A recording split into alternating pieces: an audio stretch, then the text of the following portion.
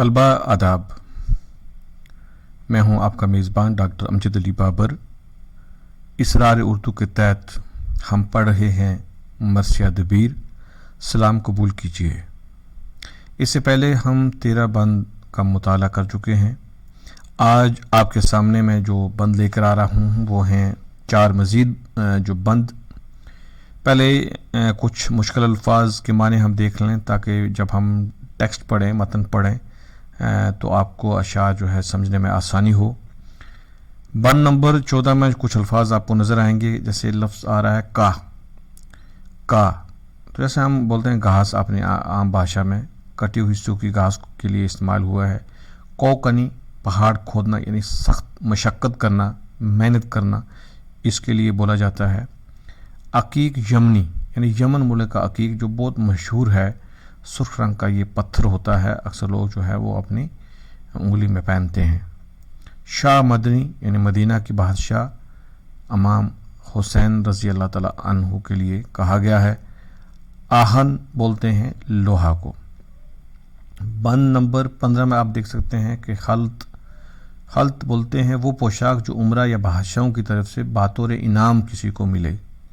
सरापा होता है सर से लेके पाँव तक। कुदरत कामिल, इंतहाई ताकत यानी पूरी कुदरत होना, बिल्कुल मुकम्मल कुदरत होना, पूरी ग्रिप उस पर होना। मजमून नहीं टूटता, ये लफ्ज़ बिखरा हुआ है, ये लफ्ज़ मजमून नहीं टूटता। ये आप बंद नंबर 15 में देखेंगे। इसका मतलब ये है कि किसी और से मेरा मजमून नहीं लड़ता, माजरत टूटता नहीं, ये लड़ता है कि मजमून नहीं लड़ता। इसके माने जो शेर में आएंगे वो ये आएंगे, किसी से मेरा मजमून मुताबकत नहीं रखता, यानी किसी के साथ उसका कुछ मेल जो नहीं है, बिल्कुल इनफरादी है, अपना एक रंग है। इसमें दबीर जो है 15वें बंद में आपने शायरी की एक तरफ से तारीफ़ भी करते हैं। बंद नंबर 16 में आप देखेंगे गहन लफ्ज़ आया है। ग्रहण, ऐब कह सकते हैं कि चांद को गहन लग गया, तो उस हवाले से आया है। सोख्ता बोलते हैं जला हुआ। दूर बोलते हैं मोती। गहूर भी आपको पता है कि मोती को बोलते हैं। दावर खुदा ताला के लिए है, बादशाह ताकतवर के लिए बोलते हैं। और बंद नंबर 17 में आया चश्मा हैवान। चश्मा हैवान यानी आब हयात, आब खिज़र, जो पी ले इंसान तो उसके बाद इंसान कभी ज़िंदगी में मर नहीं सकता। बरस अगर सात से लिखेंगे तो कोढ़ की बीमारी को बोलते हैं, अगर सीन से लिखेंगे तो ये बरस हुआ साल वाला। यरकान एक बीमारी है, जिगर का मर्ज़ होता है, जिसे हम अपनी भाषा में पीलिया कहते हैं, और ये पूरे बदन को जर्द कर देता है। ये 4 बंदों के मुश्किल अल्फाज थे जो आपने देखे। अब हम आते हैं टेक्स्ट पर, और सबसे पहले हमारे पास पहला बंद है। हाँ, और अगर आप देखेंगे कि लफ्ज़ का इस्तेमाल हुआ था, का, तो कितना आम सा अल्फाज है, हमारे अपनी भाषा में भी हम देखें तो लोग इस्तेमाल करते हैं। तो हम इसके अब मतन पे आते हैं। पहले हम इसका जो है मतन पढ़ेंगे। गर का मिले फ़ायदा क्या कोह कनी से, गर का मिले फ़ायदा क्या कोह कनी से, मैं का को गुल करता हूँ रंगी सुखनी से। खुश रंग हैं अल्फाज अकीक यमनी से, ये साज है सोज़े गमे शाय मदनी से। आहन को करूँ नर्म तो आईना बना लूँ, पत्थर को करूँ गर्म तो मैं इतर निकालूँ। तो इसमें आप देखिए कि इसमें भी कहीं ना कहीं अपनी शायरी की शायर ने अपनी तारीफ़ की है, अपने अल्फाज की तारीफ़ की है। पहले मिसरे में देखिए कि अगर का मिले फ़ायदा क्या कोकने के, मेहनत और मशक्क़त करने के बाद अगर सिर्फ सूखी घास मिले, सूखी घास हाथ में आए तो मशक्क़त और मेहनत करने का क्या फ़ायदा। कोकनी हम बोलते हैं कि सख्त फराद ने पहाड़ का सीना चीर कर दूध की नहर बहा दी थी, तो फराद के लिए भी हम बोलते हैं कि कोकुन, उन्होंने पहाड़ का जो सीना चीर के लिए निकाला था। तो मेहनत और मशक्क़त के लिए ये लफ्ज़ अक्सर इस्तेमाल किया जाता है। तो पहले मिसरा में शायर कहता है कि अगर मेहनत और मशक्क़त करने के बाद सूखी घास हाथ में लगे तो फिर मेहनत का कोई फ़ायदा नहीं है। मैं अपनी रंगीन सुखनी से, यानी मेरे जो सुखन, मेरे कलाम में जो रंग है, उसमें जो मैं रंग डालता हूँ, उसमें से तो मैं सूखी घास को फूल बना देता हूँ। मेरे पास अल्फाज, मेरे कलाम में इतनी नज़ाकत है, मेरे कलाम में इतनी रंगीनी है कि मैं ऐसा कर सकता हूँ। خوش رنگ ہیں الفاظ عقیق یمنی سے، اور اس سے بھی بڑھ کر میرے الفاظ اتنے خوش رنگ ہیں، اتنے اچھے رنگوں والے ہیں کہ وہ عقیق یمنی جو دنیا پوری میں مشہور ہے اپنی خوبصورتی کے اعتبار سے، اپنی سرخی کے اعتبار سے، اس سے بھی زیادہ خوش نما ہیں۔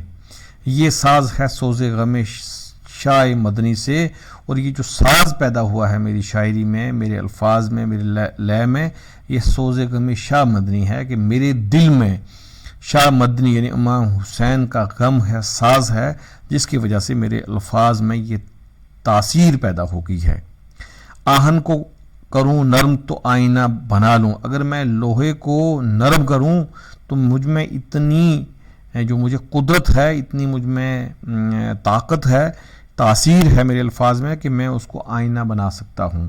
اور اگر پتھر کو میں گرم کروں، اور پتھر جسے کچھ بھی نہیں نکلتا لیکن میں اس سے عطر نکالنے کی جو ہے قدرت رکھتا ہوں، اور یہ سب فیض جو مجھے ملا ہے یہ حضرت امام حسین کے دکھ اور ان کی مرثیہ خوانی سے ہی میرے نصیب میں آیا ہے۔ تو گویا اس پورے بند میں شاعر نے جو ہے اپنے کلام کی تعریف کی ہے، اور یہ کہا ہے کہ یہ سب جو انہیں نصیب ہوا ہے یہ صرف اس لیے ہے کہ حضرت امام حسین کی جو ہے جو ان کے ساتھ ان کی مرثیہ خوانی ہے، ان کے ساتھ جو محبت ہے، یہ سوز ان کی وجہ سے دل میں پیدا ہوا ہے، اور اس کو وہ کبھی یہ کہہ رہے ہیں شاعری اس میں کہ سوکھی گھاس کو بھی میں رنگ دے سکتا ہوں، میرا جو کلام ہے وہ حقیق یمنی سے بھی بڑھ کے ہے، اور اس میں تاثیر ہے، میں اس کو پگھال کے لوہے کو جو ہے میں پگھال سکتا ہوں، میں ساتھ ساتھ میں پتھر سے عطر تک نکال سکتا ہوں۔ اور اب ہم چلیں گے اگلے بند پہ، ہم دیکھتے ہیں کہ اگلے بند میں شاعر نے کیا کہا ہے۔ تو آپ 1 منٹ نہیں بلکہ کچھ سیکنڈ کا آپ انتظار کریں، جس سے کہ میں ٹیکسٹ آپ کے لیے سیٹ کر لوں، تو پھر ہم چلیں گے آگے۔ اب آپ دیکھ سکتے ہیں کہ ہمارے سامنے 2 اور بند آگے ہیں۔ اب دیکھیے جی، پڑھتے ہیں اس کو۔ جو خلط تحسین مجھے حاصل ہے سراپا، پر وصف سراپا کو تو مشکل ہے سراپا، ہر عوض تن ایک قدرت کامل ہے سراپا، یہ روح ہے سر تپا قدم دل ہے سراپا، کیا ملتا ہے اگر کوئی جھگڑتا ہے کسی سے، مضمون بھی اپنا نہیں لڑتا ہے کسی سے۔ آپ دیکھیے اس میں شاید کیا کہتے ہیں، خلط ہم نے پڑھا تھا کہ جو عمرہ اور بادشاہوں کی طرف سے لباس ملتا ہے بطور تحفہ، اس کے لیے استعمال ہوتا ہے۔ گو خلط تحسین مجھے حاصل ہے سراپا، سر سے لے کے پاؤں تک جو مجھ کو تحسین حاصل ہے میرے بادشاہ کی طرف سے، مجھے بطور میری تعریف ہو رہی ہے، میرے کلام کی تعریف ہو رہی ہے، اگرچہ کہ بادشاہ کی طرف سے مجھے انعام کی تحسین حاصل ہے، مجھے انعام ملا ہے، لیکن اس کے باوجود تمام بدن کی تعریف کرنا مشکل ہے۔ پر وصف سراپا کا تو مشکل ہے سراپا، لیکن پورے سراپے کا، سر سے لے کے پاؤں تک کا وصف بیان کرنا، صفت بیان کرنا بہت مشکل کام ہے، چونکہ اس بدن یعنی حضرت عباس کا ہر جز، ہر بدن کا ہر جز بے انتہا طاقت رکھتا ہے، ہر عوض تن ایک قدرت کامل ہے سراپا، سر سے لے کے پاؤں تک ہر جسم کا ہر عضو جو ہے اس میں ایک قدرت کامل ہے، اس میں ایک بھرپور طاقت ہے، اس کے ہر جو ہے جسم کے جز میں طاقت ہے اور بھرپور طاقت ہے۔ یہ روح ہے سر تبا قدم دل ہے سراپا، اور اس سے بھی آگے بڑھ کر دراصل یہ وہ جان ہے کون، حضرت عباس علیہ السلام کے جس میں سر تپا جوش و حوصلہ ہے، سر تپا قدم دل ہے سراپا، کہ اس کے ہر جسم کے سر تو پا سے لے کے دل دھڑکتا ہے، جس طریقے سے اس طریقے سے ہر جز میں، ہر عضو میں جو ہے جوش ہے۔ کیا ملتا ہے اگر کوئی جھگڑتا ہے کسی سے، مضمون بھی اپنا نہیں لڑتا ہے کسی سے، اور اگر کہیں کسی سے تکرار بھی ہو تو اس سے حاصل کچھ نہیں ہونے والا، کیونکہ ہماری تحریر کسی اور کے ساتھ بالکل نہیں ملتی، ہم کسی کا ساتھ جھگڑتے بھی ہیں تو اس سے کچھ ملنے والا نہیں ہے. ہمارے ہاں بالکل انفرادیت ہے, ہمارا اپنا رنگ ہے, ہمارا مضمون کسی کے ساتھ نہیں ملتا. اور دبیر کو اس بات پہ ناز بھی تھا اور فخر بھی تھا کہ جسبیر دبیر جو ہیں وہ اپنے لیے خود راہیں نکالتے ہیں. چلتے ہیں جی آگے بند نمبر 16 پہ. سورج کو چھپاتا ہے گان آئینے کو زنگ, داغی ہے کمر سوختہ دل لالا یہ خوش رنگ, کیا اصل در و لال کی وہ پانی ہے یہ سنگ, دیکھو گل و گنچا وہ پریشان ہے یہ دل تنگ, اس چہرے کو داور ہی نے لاری بنایا, اس چہرے کو داور ہی نے لاری بنایا, یعنی خدا نے بے عیب تھا خود نقش بھی بے عیب بنایا. آپ نے قرآن پاک کی آیت سے آپ واقف ہیں, الف لام میم ذالک الکتاب لا ریب فی, لا ریب فی, تو یہ وہ والا آیا کہ لاری بنایا. اب دیکھیے کہ سورج کو چھپاتا ہے گہن آئینے کو زنگ, اگرچہ کہ سورج بہت چمکنے والا ہے, اگرچہ کہ آئینہ بہت صاف ہے, جو سامنے ہے وہی دکھا دیتا ہے, لیکن سورج کو جب گہن لگتا ہے تو چھپا دیتا ہے.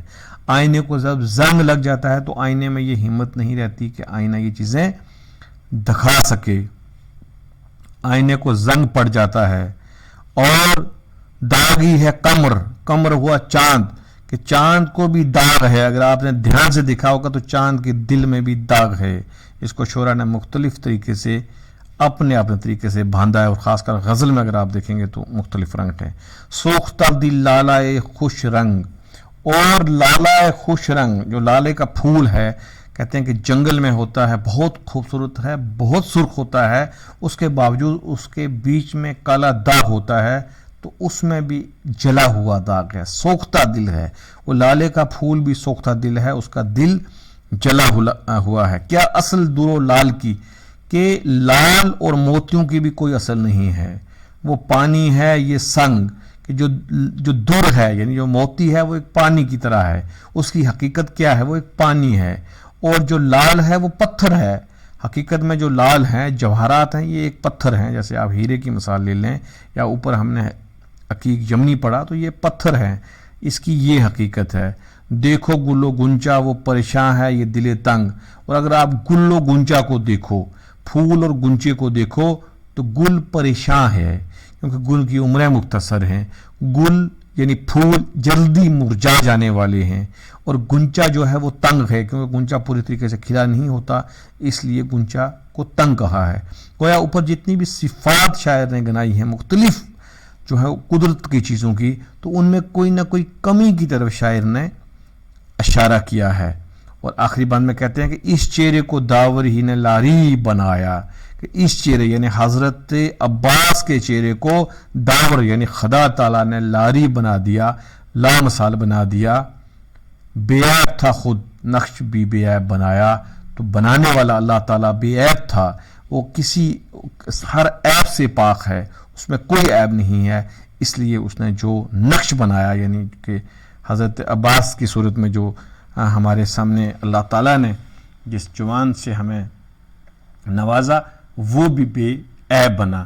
بے شک خدا تعالیٰ ہے بے عیب ہے, لیکن چونکہ خدا خود بھی گناہوں سے پاک ہے, اس لیے اس چہرے یعنی حضرت عباس کو بھی گناہوں سے پاک رکھا ہے. اور تعریف کرنے کا اس سے بہترین انداز کیا ہو سکتا ہے. آپ دیکھیے کہ سورج چاند دنیا ساری کائنات کو لا کر شاعر نے صرف 6 مصروں میں بند کر دیا ہے, اور یہ بھی حضرت میں سمجھتا ہوں کہ حصہ تھا اور خاصہ تھا یہ دبیر کا کہ وہ یہ کام کر سکتے تھے, اور انہوں نے کر کے دکھایا. اور جب آپ آگے پڑھتے چلیں گے آپ دیکھیں گے کہ انیس اور دبیر کا ایک واضح فرق بھی آپ کو نظر آئے گا, اس پہ آپ نظر رکھیں گے. ابھی ہم اس پر زیادہ نہیں جائیں گے, کیونکہ اگر اس پر ہم زیادہ جائیں گے تو ہو سکتا ہے کہ تھوڑی ہماری جو ہے ٹینشن جو ہے وہ ڈائیورٹ ہو جائے, تو اس پہ ہم اب نہیں جائیں گے. تو میرے خیال میں اس کو ہم یہیں پہ رکھیں گے, اور جو آگے والے بند ہیں اس کو ہم دوسری ویڈیو میں کرنے کی کوشش کریں گے.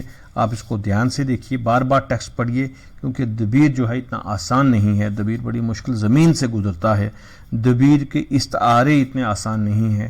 دبیر کا جو الفاظ ہیں, دبیر کا جو ڈکشن ہے وہ اتنا جلدی نہیں اترتا ہے, اور خاص کر نواد جو طلبہ ہیں ان کو کافی محنت کرنی پڑتی ہے.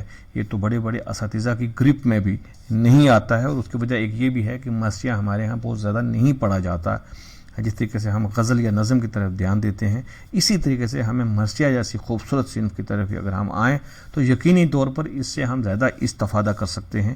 اور آپ جو طلبہ, خاص کر جو ایم اے یا بی اے کے طلبہ جو اس سے استفادہ کر رہے ہیں, آپ کو میری یہی ایڈوائز ہے, یہی مشورہ ہے کہ آپ مرثیے کے صنف پر دھیان دیں. اور یقیناً آپ کو یہاں سے کئی طرح کے فائدے ہوں گے, اور آپ اسلام کی تاریخ کے حوالے سے بھی بہت کچھ جانیں گے. تو اپنے دوستوں میں اس کو شیئر کریے گا, ریزولیشن بڑھا کے دیکھیے گا, جتنا ممکن ہو سکے کہ چینل کو آپ شیئر ضرور کریے گا, اور اگر آپ کو اچھا لگے تو لائک کریے گا, کمنٹ کریے گا, تاکہ مجھے پتہ چل جائے کہ آپ لوگوں نے اس کو دیکھ لیا. خدا حافظ.